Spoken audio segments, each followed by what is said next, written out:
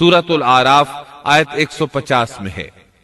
وَأَلْقَى الْأَلْوَاحَ وَأَخَذَ بِرَأْسِ أَخِيهِ يَجُرُّهُ إِلَيْهِ قال ابن أم إن القوم استضعفوني وكادوا يقتلونني فلا تشمت بي الأعداء ولا تجعلني مع القوم الظالمين۔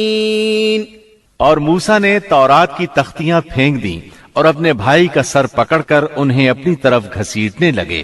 ہارون نے کہا، اے میرے ماں جائے، ان لوگوں نے مجھے کمزور سمجھا اور قریب تھا کہ مجھے قتل کر ڈالتے، تو تم دشمنوں کو مجھ پر ہنسنے کا موقع نہ دو اور مجھے ان ظالموں میں مت شمار کرو۔ مطلب یہ کہ انہوں نے اپنا عذر بیان کیا کہ ان لوگوں نے مجھے کمزور جانا، اور جب میں نے ان سے کہا کہ بچڑے کی پوجا نہ کرو تو انہوں نے مجھے قتل کی دھمکی دی اور کہا اگر تو باز نہ آیا تو ہم تجھے جان سے مار ڈالیں گے۔ تو اے میرے بھائی، اب ایسا انداز اختیار نہ کرو کہ لوگوں کو مجھ پر ہنسنے کا موقع ملے، میں یقیناً بے قصور ہوں۔ جب انہوں نے اپنا عذر پیش کر دیا تو موسیٰ علیہ السلام سامری کی طرف متوجہ ہوئے۔ قال فما خطبك يا سامری، موسیٰ نے پوچھا، سامری تیرا کیا معاملہ ہے؟ موسیٰ علیہ السلام نے اس سے پوچھا، سامری تو نے یہ کام کیوں کیا اور کس طرح تو نے بچڑے سے آواز نکالی؟ اس نے جو جواب دیا، سورہ طٰہٰ آیت 96 میں اس کا ذکر یوں آیا ہے، قال بصرت بما لم يبصروا به فقبضت قبضة من أثر الرسول فنبذتها وكذلك سولت لي نفسي۔ اس نے جواب دیا کہ مجھے وہ چیز دکھائی دی جو انہیں دکھائی نہیں دی، تو میں نے اللہ کے بھیجے ہوئے فرشتے کے نقش قدم سے ایک مٹھی بھر لی، پھر اسے اس میں ڈال دیا، اسی طرح میرے دل نے یہ بات میرے لیے بنا دی۔ مطلب یہ کہ سامری کہنے لگا، میں نے جبریل علیہ السلام کو دیکھا جن کو دوسرے لوگ نہ دیکھ سکے، تو میں نے جبریل کے گھوڑے پر نظر رکھی، جہاں اس کا قدم پڑا تھا وہاں سے میں نے مٹی کی ایک مٹھی بھر لی، جب میں نے اس کو بچڑے پر پھینکا تو اس میں سے آواز برآمد ہونے لگی جو ان کے فتنے کا باعث بن گئی۔ یہ قصہ ہے ان کے انحراف کا اور حق سے منہ موڑنے کا۔ ان میں سے صرف چند ایک پاکیزہ طبیعت والوں کے علاوہ تمام لوگ بچڑے کی عبادت کرنے لگے، اور صرف چند افراد کو اللہ تعالیٰ نے اپنی توفیق سے بچا لیا۔ اندازہ کیجئے ان کے دل کتنے سخت تھے۔ اللہ تعالیٰ کی کئی ایک نشانیاں اور موسیٰ علیہ السلام کے معجزات دیکھنے کے باوجود برے کردار کو اپنایا۔ فرعون پر نازل ہونے والے عذابات اور موسیٰ علیہ السلام کی صداقت کی 9 عظیم نشانیاں بھی دیکھ چکے تھے۔ پھر انہوں نے اپنی آنکھوں سے دیکھا کہ کس طرح ان کے سامنے دیکھتے ہی دیکھتے سمندر پھٹ گیا اور ان کے لیے وہاں گزرگاہیں بن گئیں۔ لیکن ان تمام نشانیوں کے بعد اب پھر اللہ تعالیٰ کے مقابلے میں بچڑے کی پوجا کرنے لگے۔ اسی لیے اللہ تعالیٰ نے ان کے متعلق سورۃ البقرہ آیت 93 میں فرمایا ہے، وَأُشْرِبُوا فِي قُلُوبِهِمُ الْعِجْلَ بِكُفْرِهِمْ، اور ان کے دلوں میں بچڑے کی محبت گویا پلا دی گئی ان کے کفر کے سبب سے۔ ان کے دلوں میں کفر تھا، اپنے منہ سے ایمان کا اظہار کرتے تھے لیکن حقیقت میں کفر ان کے دلوں میں تھا، اور آج کے دور میں بھی یہودیوں کی یہی حالت ہے۔ اس کے بعد سامری کے لیے احکامات جاری ہوئے۔ سورہ طٰہٰ آیت 97 میں ارشاد باری تعالی ہے، قال فاذهب فإن لك في الحياة أن تقول لا مساس وإن لك موعدا لن تخلفه وانظر إلى إلهك الذي ظلت عليه عاكفا لنحرقنه ثم لننسفنه في اليم نسفا۔ موسیٰ نے کہا، اچھا جا، دنیا کی زندگی میں تیری یہی سزا ہے کہ تو کہتا رہے کہ مجھے نہ چھونا، اور ایک اور بھی وعدہ تیرے ساتھ ہے جو تجھ سے ہرگز نہ ٹلے گا، اور اب تو اپنے اس معبود کو بھی دیکھ لینا جس کا تو اعتکاف کیے ہوئے تھا کہ ہم اسے جلا کر اس کی راکھ کو کیسے دریا میں بکھیر دیتے ہیں۔ موسیٰ علیہ السلام نے سامری سے مخاطب ہو کر کہا، دنیا میں تیری سزا یہ ہے کہ عمر بھر تو یہی کہتا رہے گا کہ مجھ سے دور رہو، مجھے نہ چھونا۔ بعض مفسرین نے اس کا مطلب یہ بیان کیا ہے کہ اسے ایک مہلک بیماری نے آ لیا اور اس کی وجہ سے لوگ اس سے دور رہتے، نہ کوئی اسے ہاتھ لگاتا نہ کوئی قریب جاتا۔ پھر فرمایا، آخرت میں بھی تیری زبردست سزا مقرر ہے، اور اپنے معبود یعنی بچڑے کا بھی حشر دیکھ کہ جس کو تو معبود خیال کر بیٹھا تھا۔ موسیٰ علیہ السلام نے اس کو جلا دینے کا حکم جاری کیا، اور جلانے کے بعد اس کی راکھ اٹھائی اور دریا میں اڑا دی تاکہ کوئی شخص دوبارہ بچڑے کی عبادت کا خیال تک دل میں نہ لائے اور عبرت حاصل کرے۔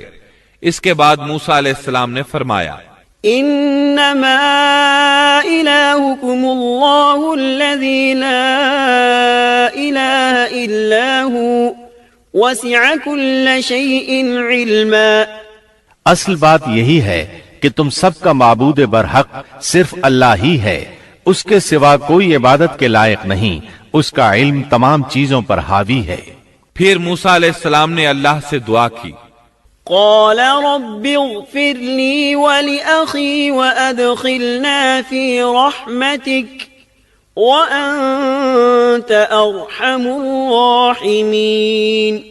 موسیٰ نے کہا کہ اے میرے رب، میری خطا معاف فرما اور میرے بھائی کی بھی، اور ہم دونوں کو اپنی رحمت میں داخل فرما، اور تو سب رحم کرنے والوں سے زیادہ رحم کرنے والا ہے۔ اس کے بعد اللہ تعالیٰ نے بچڑے کے پجاریوں کے بارے میں احکامات نازل فرمائے۔ ان کا ذکر سورۃ الاعراف آیت 152 میں ہے۔ ان الذين اتخذوا العجل سينالهم غضب من ربهم وذلة في الحياة الدنيا وكذلك نجزي المفترين۔ جن لوگوں نے بچڑے کو معبود بنایا ان پر بہت جلد ان کے رب کا غضب نازل ہوگا اور دنیا کی زندگی میں ذلت نصیب ہوگی، اور ہم افترا پردازوں کو ایسی ہی سزا دیا کرتے ہیں۔ چنانچہ اسی وقت ان پر غضب نازل ہوا اور وہ قیامت تک غضب اور ذلت کا شکار ہو گئے، اور ذلت ان کا مقدر بن گئی، جیسا کہ سورۃ الفاتحہ میں اللہ تعالیٰ نے ہمیں یہ دعا سکھائی ہے۔ سورۃ الفاتحہ آیت 6 اور 7 میں ہے، اهدنا الصراط المستقيم صراط الذين أنعمت عليهم غير المغضوب عليهم ولا الضالين۔ ہمیں سیدھی اور سچی راہ دکھا، ان لوگوں کی راہ جن پر تو نے انعام کیا، ان کی راہ نہیں جن پر غضب کیا گیا، اور نہ گمراہوں کی۔ جن لوگوں پر اللہ کا انعام ہوا ان سے انبیاء کرام، صدیقین، شہداء اور صالحین مراد ہیں، جو راہ حق پر ہمیشہ قائم رہے، اور جن لوگوں پر غضب کیا گیا ان سے مراد بنی اسرائیل یعنی یہودی ہیں، اور گمراہوں سے مراد عیسائی ہیں۔ المغضوب علیہم یعنی جن پر غضب کیا گیا کی تفسیر بعض علماء کے نزدیک یہ ہے کہ اس سے مراد وہ لوگ ہیں جنہوں نے حق کو پہچان لیا اور پھر جان بوجھ کر اس کو چھوڑ دیا۔ اللہ تعالیٰ کی واضح نشانیاں، اس کی قدرت کے دلائل، معجزات اور عظمت الہی پر دلالت کرنے والی علامت کو آنکھوں سے دیکھا، لیکن اس کے باوجود انکار کرتے رہے تو اللہ تعالیٰ نے ان پر غضب نازل کر دیا۔ الظالین کی تفسیر میں علماء کہتے ہیں کہ ان سے مراد وہ لوگ ہیں جو حق کو نہ پہچان سکے اور اس سے دور رہے، اس وجہ سے بھٹکنے والے اور گمراہ شمار کیے گئے۔ یہودیوں میں یہ بہت بڑی برائی تھی کہ حق کو پہچان کر چھوڑ دیا، اور اسی کے سبب اللہ کے غضب کا شکار ہو گئے، اور یہ غضب ان پر ہمیشہ رہے گا۔ یہودیوں کو دنیا میں کون سی ذلت پہنچی کہ جب بچڑے کا خاتمہ کیا گیا اور انہوں نے اپنے معبود کا جلایا جانا اور اس کی راہ کا اڑایا جانا دیکھ لیا تو وہ سمجھ گئے کہ وہ غلطی پر تھے۔ چنانچہ وہ شرمندہ ہو کر موسیٰ علیہ السلام کی خدمت میں حاضر ہو گئے، اپنی غلطی کا اعتراف کر لیا اور توبہ کی خواہش ظاہر کی۔ تب اس وقت توبہ کا عجیب و غریب معاملہ پیش آیا۔ حکم ہوا، اللہ تعالیٰ سورۃ البقرہ آیت 54 میں فرماتے ہیں، وَإِذْ قَالَ مُوسَى لِقَوْمِهِ يَا قَوْمِ إِنَّكُمْ ظَلَمْتُمْ أَنفُسَكُمْ بِاتِّخَاذِكُمُ الْعِجْلَ فَتُوبُوا إِلَى بَارِئِكُمْ فَاقْتُلُوا أَنفُسَكُمْ ذَلِكُمْ خَيْرٌ لَكُمْ عِندَ بَارِئِكُمْ فَتَابَ عَلَيْكُمْ انہو هو التواب الرحیم۔ اور جب موسیٰ نے اپنی قوم سے کہا، اے میری قوم، بچھڑے کو معبود بنا کر تم نے اپنی جانوں پر ظلم کیا ہے، اب تم اپنے پیدا کرنے والے کی طرف رجوع کرو، خود کو آپس میں قتل کرو، اللہ کے نزدیک اسی میں تمہاری بہتری ہے، چنانچہ اس نے تمہاری توبہ قبول کر لی، وہ توبہ قبول کرنے والا، رحم کرنے والا ہے۔ مطلب یہ کہ اگر تم چاہتے ہو اس گناہ پر قیامت کے دن پکڑے نہ جاؤ تو خود کو قتل کرو۔ یہاں یہ بات واضح رہے کہ اس قتل سے مراد خودکشی نہیں ہے، بلکہ شرک نہ کرنے والوں کو حکم دیا گیا کہ وہ شرک کرنے والوں کو قتل کر دیں، تو انہوں نے تلواروں اور خنجروں کے ساتھ گائے کے پجاریوں کو قتل کر دیا۔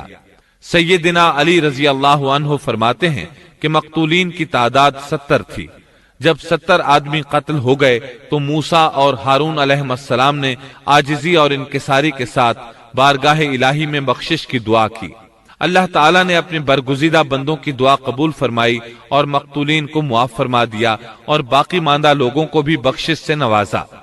حقیقت میں یہ سزا اگرچہ سخت تھی اور بھائی کا بھائی کو قتل کرنا ایسا ہے جیسے اپنے آپ کو قتل کرنا، لیکن یہ سزا ان کی ضدی، ہٹ دھرم اور سرکش طبیعت کے لیے انتہائی مناسب تھی، تاکہ وہ برائیوں سے بچنا سیکھیں اور اپنے گناہوں کا کفارہ ادا کریں۔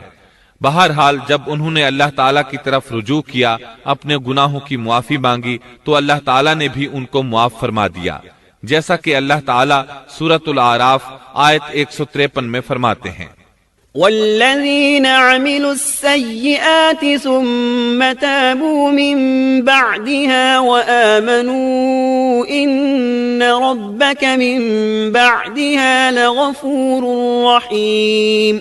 اور جن لوگوں نے گناہ کے کام کیے پھر اس کے بعد توبہ کی اور ایمان لے آئے تو تمہارا رب اس توبہ کے بعد گناہ معاف کر دینے والا اور رحمت والا ہے۔